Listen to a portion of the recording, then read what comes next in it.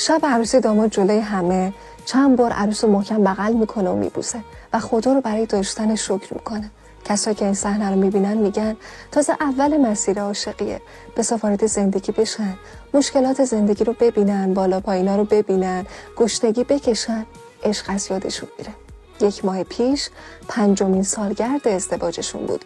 تو این 5 سال زندگی هیچ روی خوشی بهشون نشون نداده بود.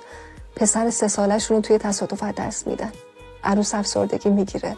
داماد پارسال کارگاهش آتیش میگیره. فامیل هر کدوم از اینا رو میشنید میگفت اینا دیگه با هم دووم نمیارن، از هم جدا میشن. آخه کدوم مردی میتونه یه زن افسرده رو تحمل کنه؟ آخه کدوم زنی میتونه گرسنگی بکشه و تحمل کنه؟